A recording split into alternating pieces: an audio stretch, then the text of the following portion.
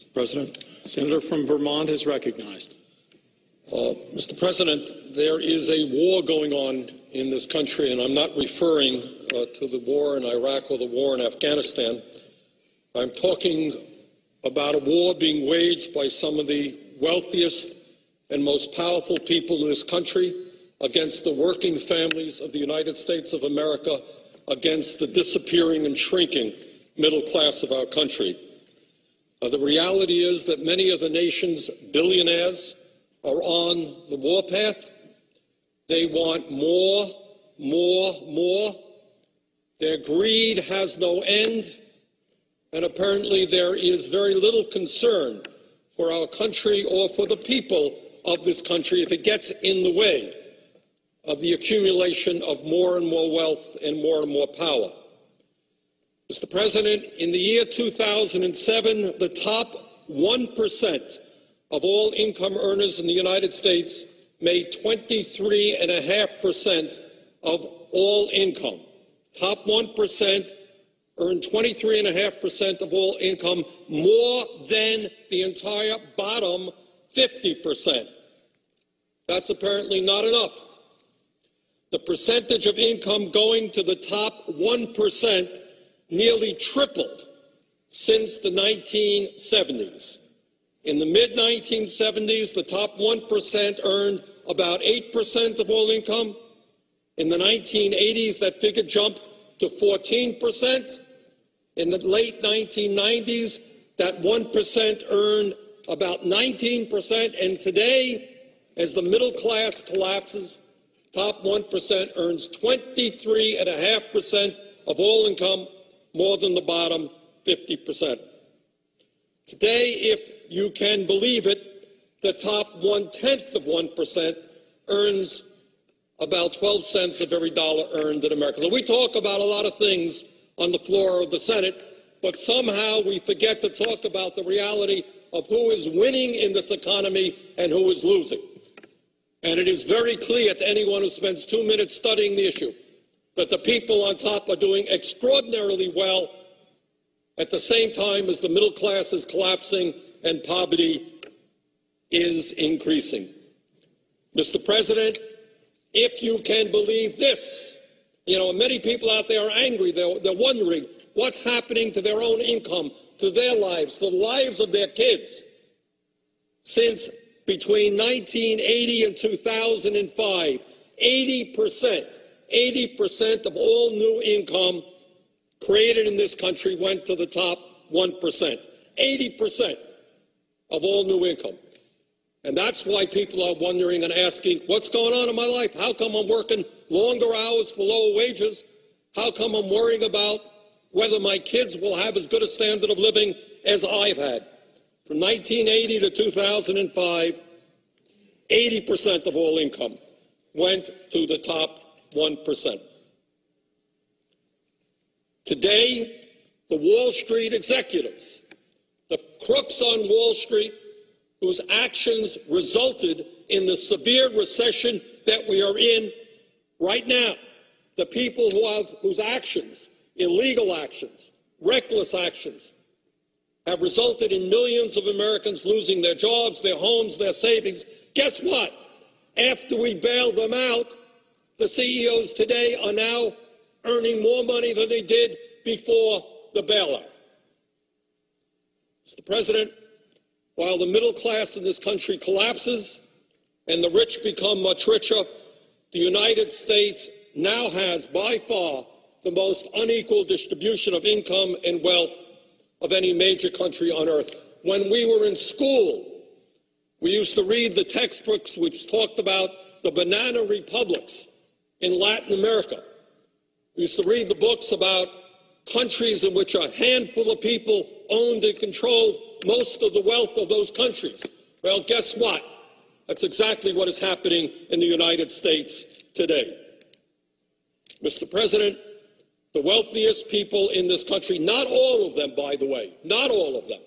There are many wealthy people in this country who understand and are proud to be Americans, who understand that one of the things that's important is that all of us do well. But there are, on the other hand, many others whose apparently only concern is more and more wealth and more power for themselves. And this is an issue, this greed is an issue that we have got to deal with. Now, in the midst of all of this, growing income and wealth inequality in this country, we are now faced with the issue of what we do with the Bush tax cuts of 2001 and 2003. And if you can believe it, we have people here, many of my Republican colleagues, who tell us, oh, I am so concerned about our record-breaking deficit. I am terribly concerned about a $13.7 trillion national debt, terribly concerned about the debt that we're going to be leaving to our kids and our grandchildren. But wait a minute, it's very important that we give over a 10-year period $700 billion in tax breaks to the top 2%. Oh, yeah, we're concerned about the debt, we're concerned about the deficit, but we are more concerned that millionaires, people who earn at least $1 million a year or more, get on average $100,000 a year in tax breaks.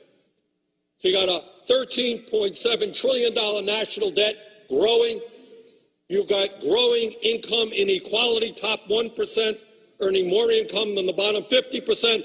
But the highest priority of many of my Republican colleagues is to make sure that millionaires and billionaires get more tax breaks. I think that that is absurd. But it is not only income tax rates that we're dealing with. It is the estate tax as well. And let's be clear, while some of my friends want to eliminate completely the estate tax, which has been in existence in this country since 1916, let us be clear that every nickel of benefit, all of those benefits, will go to the top 0.3%. And if we did, as some of my friends would like, eliminate the estate tax completely, it would cost us $1 trillion in revenue over a 10-year period, all of the benefits going to the top 0.3%. So I am sure that in a little while, my friends are going to come down to the floor and say, we're very concerned about the deficit. We're very concerned about the national debt. But you know what we're more concerned about? Giving huge tax breaks to the wealthiest people in this country. But, Mr. President, the tax issue is just one part of what some of our wealthy friends want to see happen in this country. The reality is that many of these folks want to bring the United States back to where we were in the 1920s. And they want to do their best to eliminate all traces of social legislation which working families fought tooth and nail to develop to bring a modicum of stability and security to their lives. There are people out there, not all, but there are some who want to privatize or completely eliminate Social Security. They want to privatize or cut back substantially on Medicare. Yeah, if you're 75 years of age and you have no money, good luck to you getting your health insurance at an affordable cost from a private insurance company. I am just sure there are all kinds of private insurance companies out there just delighted to take care of low-income seniors who are struggling with cancer or another disease. Mr. President, furthermore, there are corporate leaders out there and many members of Congress who not only want to continue, they want to expand our disastrous trade policies. My wife and I went shopping the other day, started our Christmas shopping. And we looked, and virtually every product that was out there in the store, consumer products, was China, China, and China. We seem to be a country in which we have a 51st state named China, which is producing virtually all of the products that we as Americans consume. Our trade policy has resulted in the loss of millions of good-paying jobs as large corporations and CEOs have said, why do I want to reinvest in America when I can go to countries where people are paid 50 cents, 75 cents an hour? That's what I'm going to do, to heck with the working people of this country. So not only Are we saddled with this disastrous trade policy? There are people who actually want to expand it. Now, one of the things that we're going to see going on is that while we struggle with a record-breaking deficit and a large national debt caused by the wars in Iraq and Afghanistan, caused by tax breaks for the wealthy, caused by an unpaid-for Medicare Part D prescription drug program, caused by the Wall Street bailout, driving up the deficit, driving up the national debt. Some people can say, oh, my goodness, we got all of those expenses, and then we got to give tax breaks to millionaires and billionaires, but we want to balance the budget. Gee, how are we going to do that? Well, obviously, we know how they're going to do that. We're going to cut back on health care. We're going to cut back on education. We're going to cut back on child care. We're going to cut back on Pell programs. We just don't have enough money for working families and their needs. We're going to cut back on food stamps. We're surely not going to expand unemployment compensation. We got a higher priority, Mr. President. We have got to give tax breaks to billionaires. I mean, that's what this whole place is about, isn't it? They fund the campaigns. They get what's due them. Mr. President, amazingly enough, we have our friends on Wall Street, the CEOs of the large financial institutions.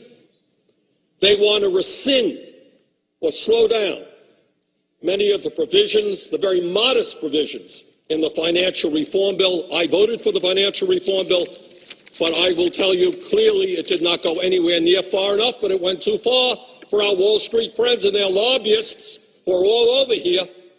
And for the hundreds of millions of dollars Wall Street spends on this place, they want to rescind, slow down some of the reforms there. These people want to cut back on the powers of the EPA and the Department of Energy so that ExxonMobil can remain the most profitable corporation in world history, while oil and coal companies continue to pollute our air and our water. Last year, ExxonMobil made $19 billion in profit. Guess what? They paid zero in taxes. They got a $156 million refund from the IRS. I guess that's not good enough. We've got to give the oil companies even more tax breaks. So, Mr. President, I think that's where we are. We've got to own up to it. There is a war going on. The middle class is struggling for existence, and they're taking on some of the wealthiest and most powerful forces in the world whose greed has no end.